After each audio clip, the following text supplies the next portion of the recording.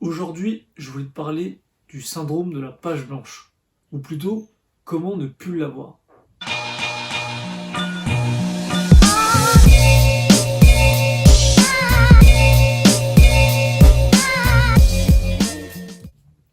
Salut YouTube, comme tu l'as compris, aujourd'hui on va parler création de contenu. Création de contenu et surtout, comment ne pas avoir le syndrome de la page blanche, comment avoir des idées en permanence. Pour ma part, au préalable, je faisais toujours de la veille. Ça va pas ça? Pour ma part, je fais toujours de la veille, donc que ce soit sur mon domaine précis, sur des secteurs d'activité ou sur le monde du marketing digital en général. Globalement, en plus de mes idées pour mes posts, ça peut me donner des idées pour des posts centrés sur l'actu. Pour certains, ce genre de méthode, ça ne suffit pas. Même en utilisant des outils, etc., etc. Pour certains, ça ne suffit pas. J'ai découvert cette méthode depuis peu de temps via une vidéo YouTube donc de Jordan qui ne travaille plus, chez Germinal, et qui parlait du dossier Swipe File. Donc, ce dossier-là, c'est quoi? C'est tout simplement un dossier, bref, tu organises ça comme tu veux. Lui, il avait fait un template sur Notion, voilà, après tu t'organises comme tu veux. Mais l'idée, c'était de ranger tous les sujets dont tu voulais parler. Donc quand je dis ranger, ça veut dire, je sais pas, si tu voulais parler de marketing digital,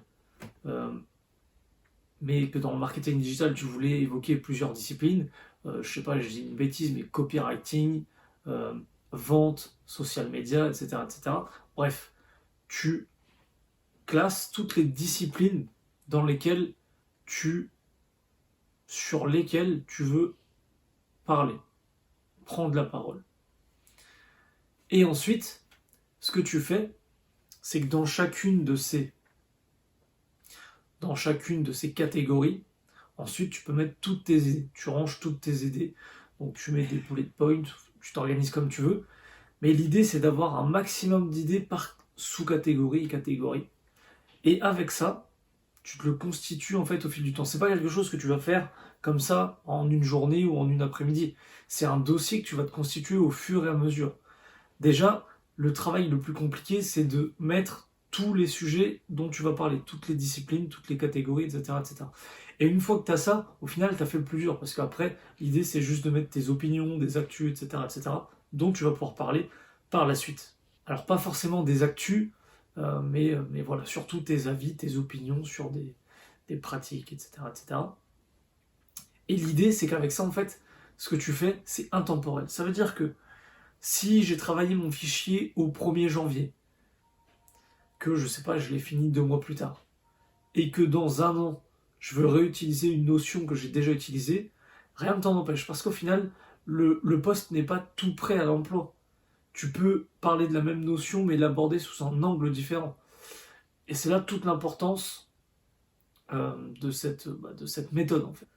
D'après mes recherches, à la base, le dossier Swipefile, c'est pour créer ces pages de vente.